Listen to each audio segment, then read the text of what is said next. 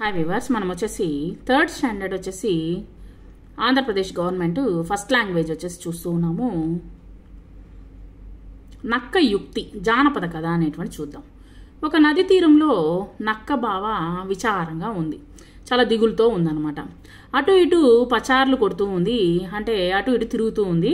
తనలో తాను ఇలా అనుకుంది, ఏంటంటే పరుగులతో తరగలతో పారుతోంది. అంటే ఇప్పుడు ఈ నది దాటడం ఎవరి తరం?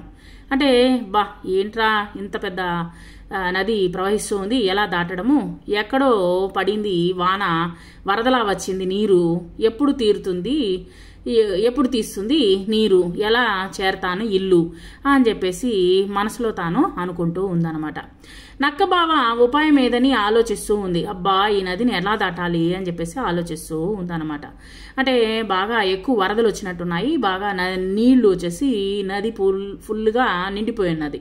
సో తన ఇంటికి వెళ్ళడానికి ఏం చేయాలో అలాగా ఆలోచిస్తూ ఉండేటువంటి సమయంలో అంతలో నదిలో నుండి ఒక ముసలి బయటకు వచ్చింది. నక్కతో, ఏమిటి నక్క బావా, ఎక్కడకు ఏదో దీర్ఘంగా ఆలోచిస్తూ ఉన్నావు అంది. మెరుపులా నక్క బావ మదిలో మెరిసింది ఉపాయం.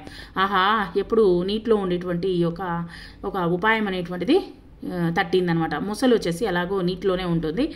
ఆ నీటిపైన ఆ యొక్క ముసలి పైన ఎక్కి నేను నదిని దాటేయచ్చు అని చెప్పేసి ఆలోచిస్తూ ఉందన్నమాట. అది ముసలితో అంది, నిజమేనయ్యా ముసలి బావా, నిన్ను చూడగానే నాకు ఒక సందేహం వచ్చింది. ఈ అడవిలో నక్కలు ఎక్కువ ఉన్నాయా, ఈ నదిలో మీ ముసళ్ళు ఎక్కువ ఉన్నాయా అని చెప్పేసి నేను ఆలోచిస్తూ ఉన్నాను. ముసలి తడుముకోకుండా అంది, అనుమానం ఎందుకు, నక్క బావ మేమే ఎక్కువ ఉన్నాము అని చెప్పేసి చెప్పిందనమాట. సో ఎక్కువ ఉండేసరికి నక్క అంది, ఏమో నాకు మేమే ఎక్కువ అనిపిస్తున్నాము అని చెప్పి అనిందనమాట. ముసలి అంది, మా వాళ్ళను ఇప్పుడే పిలుస్తాను చూడు, నువ్వే చూసి లెక్కించి చెప్పు అని చెప్పి చెప్పిందనమాట. ముసలి తన వాళ్ళందరినీ పేరు పేరున పిలిచి వరుసగా ఈ ఒడ్డు నుంచి ఆ ఒడ్డు వరకు నిలబెట్టించింది. అప్పుడు నదిపై ముసళ్ళ వంతెన తయారైందనమాట. అంటే ముసళ్ళు వచ్చేసి వరుసగా తయారైనాయన్నమాట. వంతెన మాదిరిగా ఉందన్నమాట, చూడడానికి బ్రిడ్జి మాదిరిగా ఉన్నాయన్నమాట. అవి నిల్చుకొని ఉన్నాయన్నమాట. ముసలి తన వాళ్ళందరినీ పేరు పేరున పిలిచి వరుసగా ఆ ఒడ్డు నుండి ఆ ఒడ్డు వరకు, అవతలి ఒడ్డు వరకు బాగా నిలబెట్టిందనమాట. అప్పుడు నదిపై ముసళ్ళు వంతెన తయారయ్యేసరికి తన యుక్తి పారినందుకు సంతోషించి నక్క, ఇక్కడ నుండి అందరినీ లెక్కించాలంటే కష్టము, నేను ఒక్కొక్కరి పైన ఎక్కుతూ లెక్కిస్తాను అని చెప్పి చెప్పిందనమాట. ముసలి సరే అని చెప్పి చెప్పిందనమాట. సరేనేసి నక్క ఒక్కొక్క ముసలిపై దూకుతూ నది దాటింది. అప్పుడు ముసలి, ఇప్పుడు దాటించావుగా చెప్పు మేమే కదా ఎక్కువ ఉంది అని చెప్పాను అనమాట. అప్పుడు నక్క నవ్వి, ఈ నది దాటడానికి నేను వేసినటువంటి ఎత్తు, అది ఎవరెక్కువ అయితే మాత్రం వచ్చే లాభం ఏంటి నాకు అని చెప్పింది. నక్క తెలివికి ముసళ్ళు వచ్చేసి ఆశ్చర్యపోయినాయన్నమాట.